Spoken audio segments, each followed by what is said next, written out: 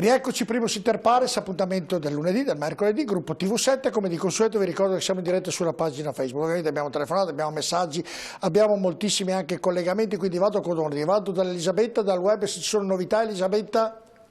Allora, rimanendo sempre in tema di istruzione, volevo segnalare e ricordare che domani si celebra la giornata mondiale del libro.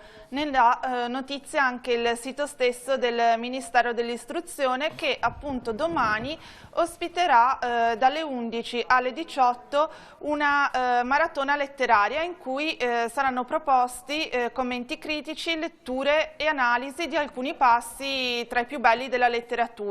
Alle 12 interverrà anche il Ministro dell'Istruzione, appunto Lucia Azzolina. È un'iniziativa, insomma, sappiamo che i libri in questo momento stanno facendo compagnia a molti di noi.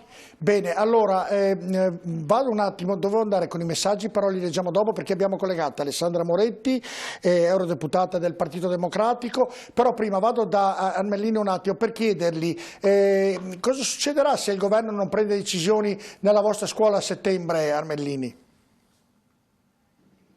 Amarilli, scusi. Abbiamo Amarilli? Mi dite qualcosa se ce l'abbiamo oppure no? Con tutti i colleghi. La linea. È caduta la linea. Allora dovremmo avere Alessandra Moretti, se mi fate vedere Alessandra Moretti che la saluto molto volentieri. Vediamo se abbiamo una delle due, se mi date qualche notizia dalla regia, io vado, eccola qui, la saluto. Buonasera Moretti, grazie di essere con noi, come sempre è molto disponibile. Buonasera. Ovviamente il tema della serata, capito, ovviamente è la scuola e con tutte le varie problematiche che ne conseguono. Lei come vede questa situazione in virtù che il governo ovviamente ha preso decisione momentanea, però come vede il futuro per quanto riguarda la scuola? Ma guardi, la situazione è estremamente complicata, molto difficile ed è la prima volta ovviamente che ci troviamo ad affrontare una pandemia simile e ovviamente diamo risposte che magari sembrano confuse perché probabilmente non avendo protocolli ed esempi precedenti è faticoso prendere delle decisioni. Però una cosa è sicura, direttore, io me lo sento di dire con grande serenità. Noi non possiamo pensare ad una ripartenza dell'attività produttiva, cosa che mi auguro avvenga in piena sicurezza quanto prima, senza pensare alla ripartenza anche delle scuole. Perché se le mamme, le donne in particolare, ma i genitori devono tornare con una certa frequenza, assiduità, magari recuperando anche il tempo perduto a lavorare, il tema della scuola diventa essenziale. Io mi rendo conto che questa è una partita assolutamente faticosa e in Europa ne siamo consapevoli e ringraziamo gli insegnanti che si sono messi subito a disposizione attraverso le lezioni online. Però purtroppo le lezioni online non raggiungono tutti gli studenti, ci sono centinaia di migliaia di studenti che per problematiche legate ad una carenza infrastrutturale non possono accedere a queste lezioni e comunque per i più piccoli necessitano comunque della presenza dei genitori a casa, almeno di uno. Quindi se anche entrambi i genitori dovranno riprendere l'attività lavorativa, il tema dove mettere diciamo, i bambini, noi sappiamo bene che la scuola non è come dire un babysitteraggio, ma ha una funzione sociale estremamente rilevante. Allora noi dobbiamo innanzitutto utilizzare tutti i fondi che l'Europa ha messo a disposizione del governo, comunque a rimettere in sicurezza i nostri edifici scolastici e a rendere i nostri edifici scolastici accessibili anche con diciamo, strumentazioni online. E poi dobbiamo evidentemente prevedere una metodologia che dia comunque la possibilità a tutti di essere raggiunti, perché la scuola è un diritto fondamentale, dobbiamo logicamente mettere in sicurezza gli insegnanti, gli alunni e il personale che ritornano sui banchi di scuola perché appunto il coronavirus non finirà a settembre e questo lo sappiamo, però è anche vero che con la ripresa del lavoro non possiamo pensare che la scuola rimanga ferma per troppo tempo. Ecco, ma Moretti, in tempi brevi si potrà fare tutto quello che lei sta dicendo, perché oltre che le risorse economiche che l'Europa metterà a disposizione, mi auguro una volta per tutte lo faccia, in tempi brevi si può risolvere questo problema, perché nel parlare, nel dirlo è facile, nel metterlo in atto, come sa, è un po' più complicato, mi sembra, perché le scuole italiane sono anche parecchio obsolete, insomma non è che siano dell'ultima generazione. Sì, e infatti però c'è da dire e da fare una distinzione. Innanzitutto l'Europa e le istituzioni europee hanno già fatto molto, perché lei sa che noi abbiamo messo in campo 1.200 miliardi da parte della BCE, che ha già comprato 220 miliardi di titoli italiani, abbiamo allentato il patto di stabilità, i vincoli di Stato, insomma il Parlamento europeo e la Commissione ha fatto veramente molto. Adesso manca l'ultimo step, cioè domani il Consiglio europeo, cioè sono gli stati nazionali che adesso non devono fare la loro parte, però la liquidità ovviamente c'è, e con la fine, diciamo, del patto di stabilità per questo periodo i governi possono veramente spendere tutto quanto è necessario. E secondo me noi dobbiamo cogliere questa grande occasione per rimettere in sicurezza le scuole con un piano strategico che deve partire oggi. E quindi io credo che per settembre le scuole devono essere assolutamente in grado di ospitare in sicurezza gli studenti, organizzando ovviamente delle lezioni a turnazione, perché la distanza dovrà essere comunque garantita, ma il diritto allo studio è importante, fondamentale, costituzionalmente garantito, e oggi non è garantito a tutti, perché ribadisco, il nostro sistema infrastrutturale non consente a tutti di procedere con le lezioni online, e a fronte di una situazione eccezionale anche gli insegnanti, sono sicura che lo faranno, i presidi, tutto il personale si metteranno a disposizione come sta facendo tutto il Paese. Senta Moretti, poi la ringrazio ovviamente, so che è un impegno alle 22, quindi la concedo, però questa domanda mi interessa se lei mi dà una risposta. Ovviamente in Parlamento, in Europa, si parlerà ovviamente anche delle scuole, presumo e mi auguro. Detto questo, l'anticipo perché il concetto, perché in certi stati le scuole aprono, chi l'8 di maggio, chi il 4, chi il 5, cioè hanno già preso una decisione, perché sono quasi, in Europa mi sembra di aver capito e di aver letto che sono quasi tutte chiuse, però riapriranno. Manca solo la data giusta dell'Italia. Come mai anche qui noi siamo perennemente in ritardo rispetto agli altri stati? È perché siamo stati colpiti di più da questo maledetto virus, oppure perché? Perché vedremo se i paesi che decidono di riaprire le scuole a metà maggio faranno la scelta giusta. Questo ce lo dirà la storia, ce lo diranno soltanto i mesi a venire, perché ribadisco, non possiamo sapere oggi quali saranno le conseguenze di una riapertura magari improvvida, come dire, no? Però c'è da dire che dal punto di vista scolastico, secondo me, noi siamo in ritardo, e qui c'è una responsabilità sicuramente del governo, c'è una responsabilità anche delle istituzioni ovviamente locali e regionali, perché lei sa che ci sono scuole di ordine e grado che sono sotto la competenza anche di diverse istituzioni.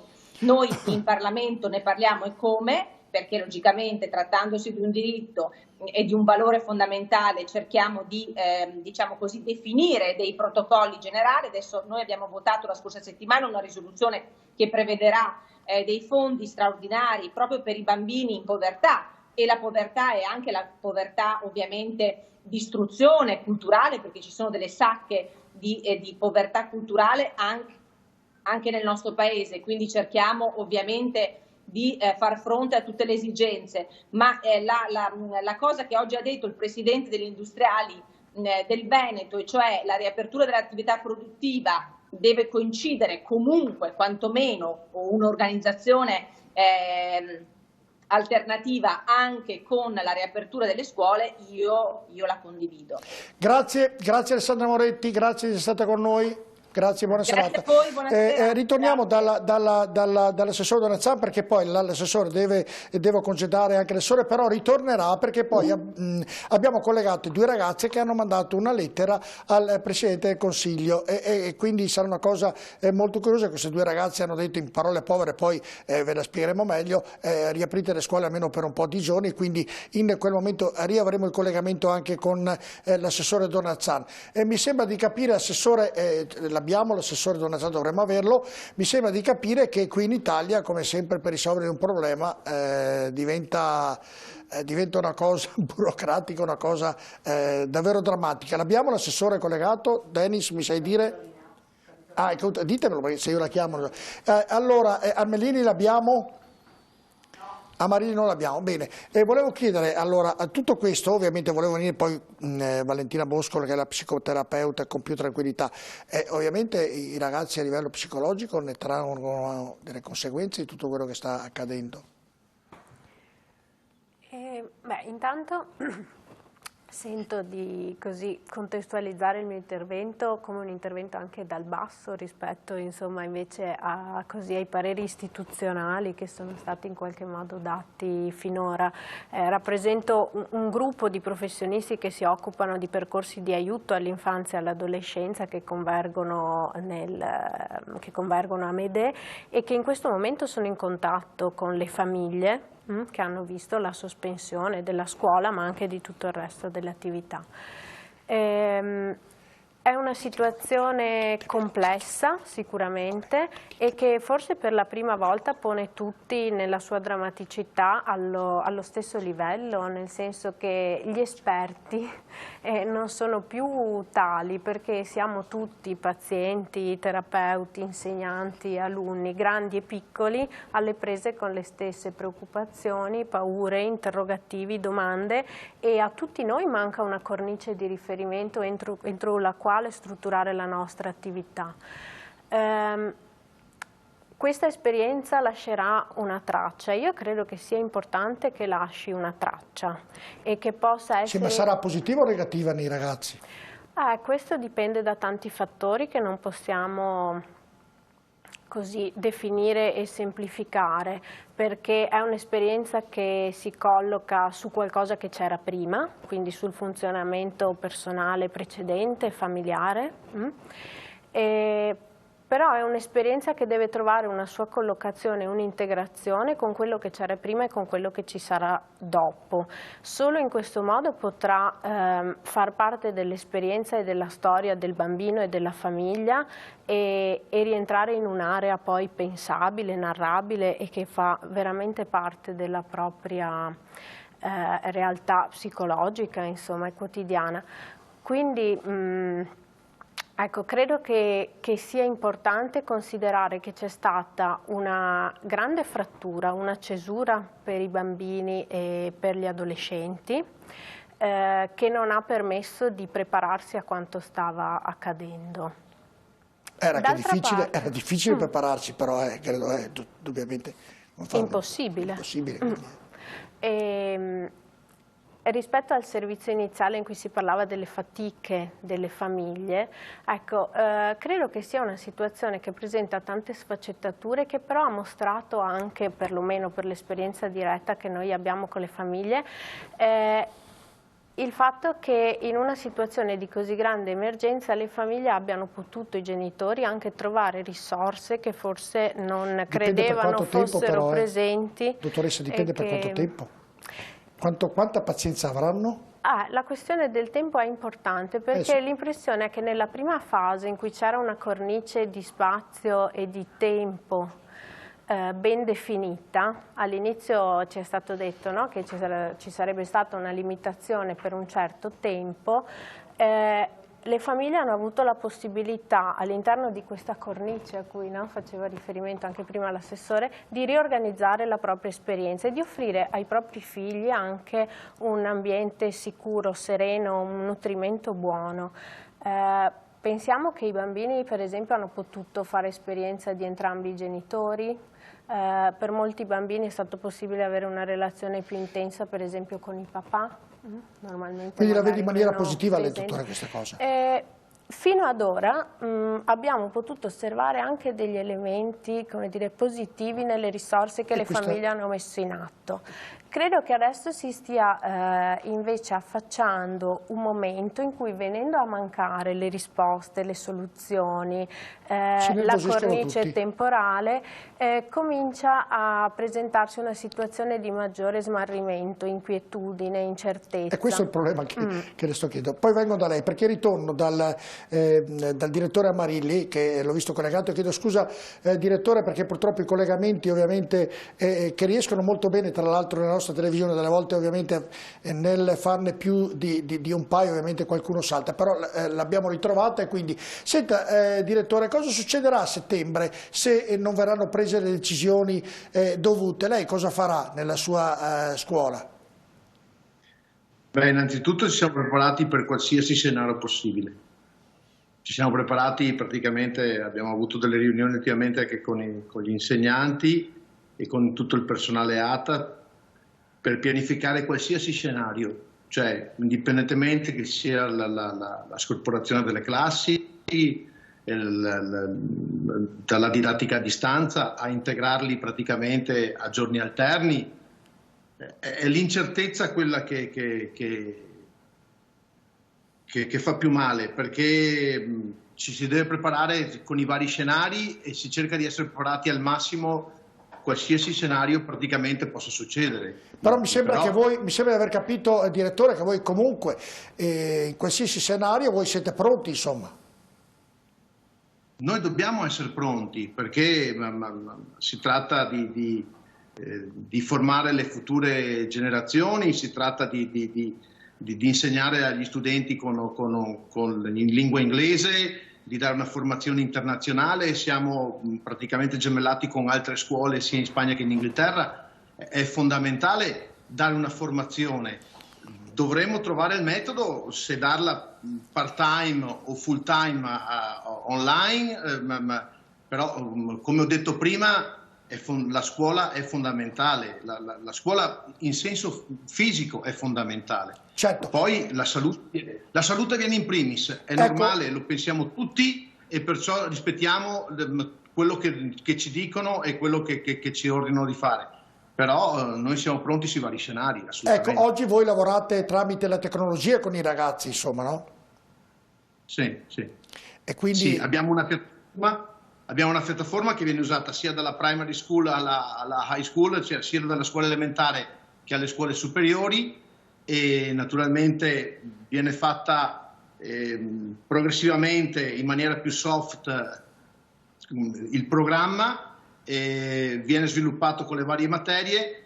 È chiaro che trovare la concentrazione per le 6 ore al giorno con gli studenti, visto che non hanno il luogo deputato allo studio, è difficile, perché a casa ci sono 50.000 distrazioni, perché obiettivamente la concentrazione molte volte viene a mancare. Ecco, però ho visto che gli stanno rispondendo bene, insomma. Direttore, riuscite a soddisfare tutti i vostri studenti, i vostri allievi?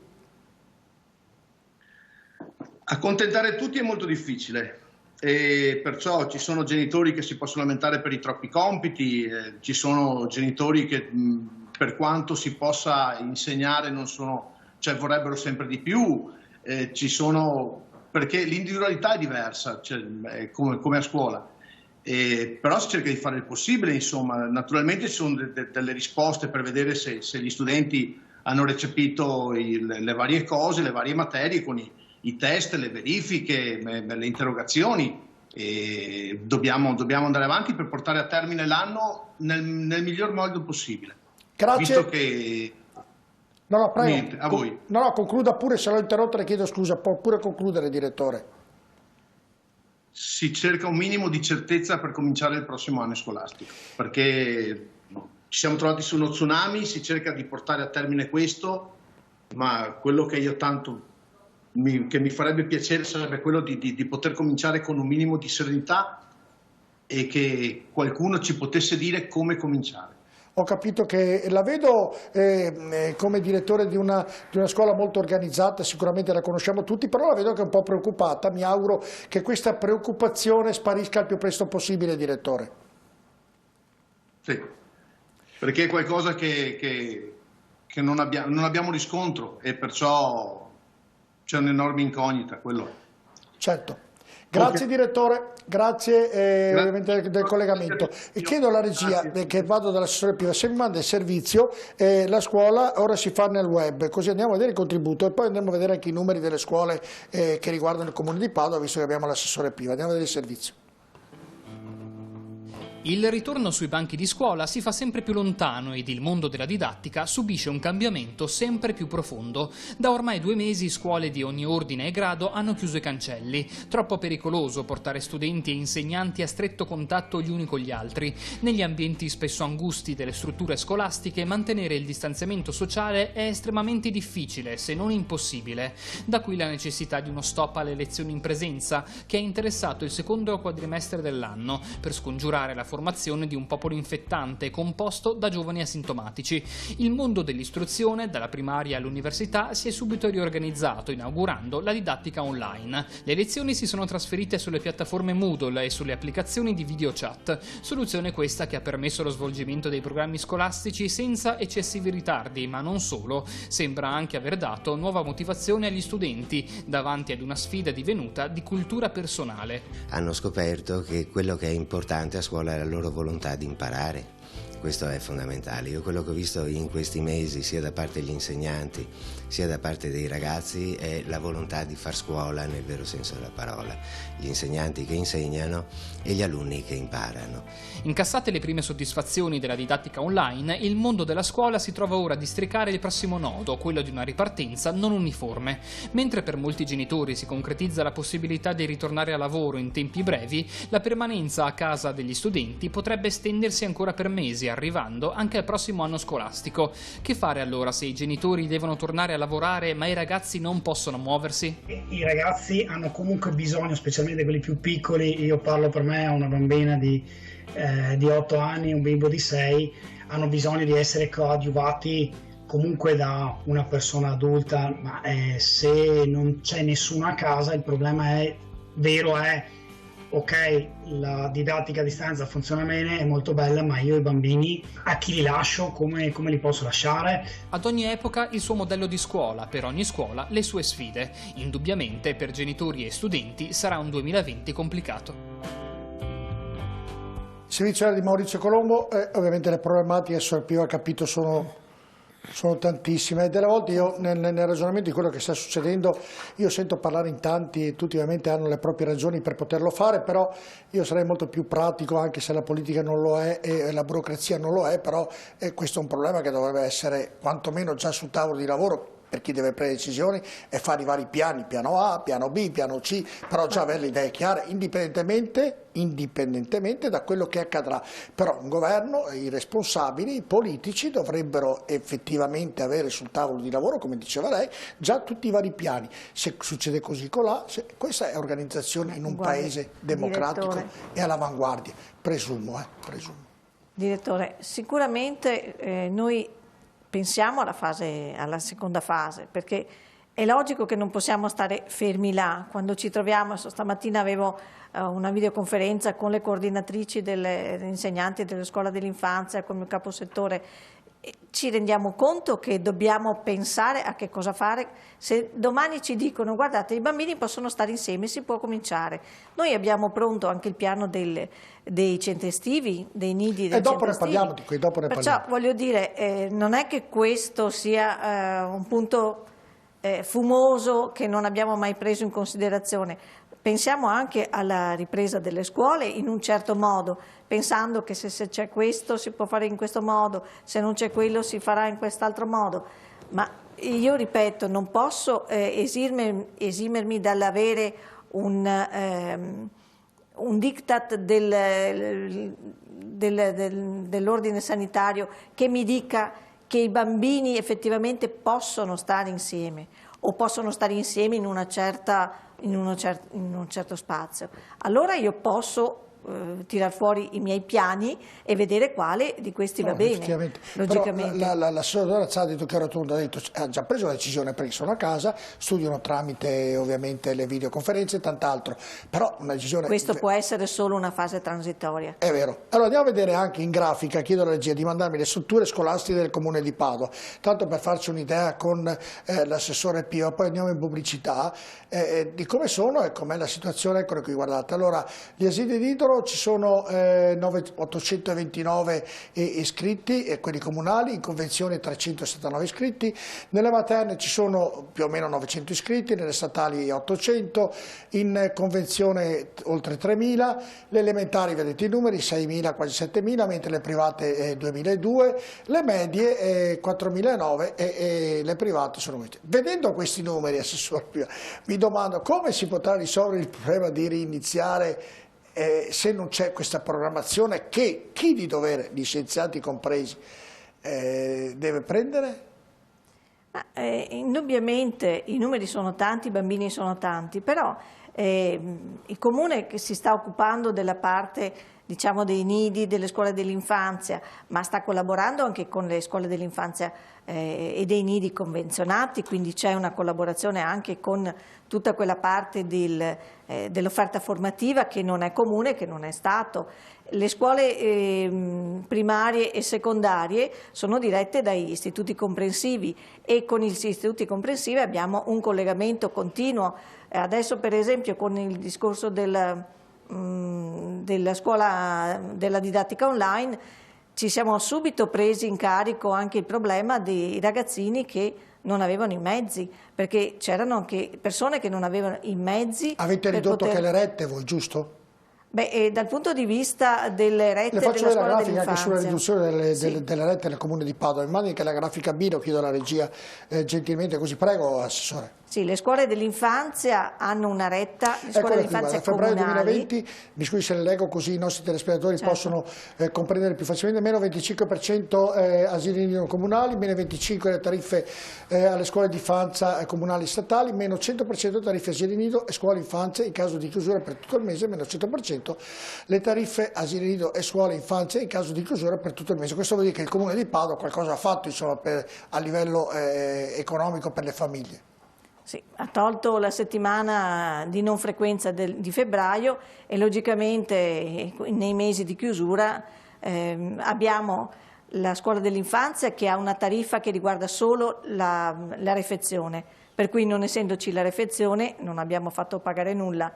I nidi hanno anche il servizio, ma è un servizio che è fatto in base al conteggio ISEE, e naturalmente per regolamento noi abbiamo che in assenza del servizio non viene pagato nulla, per cui ci siamo ritrovati ad azzerare le rette dell'uno e dell'altro. Certo, va bene, noi andiamo in pubblicità, ovviamente poi manderò i messaggi che vi avevo promesso e abbiamo tante cose ovviamente ancora da chiarire, rimanete con noi a tra poco.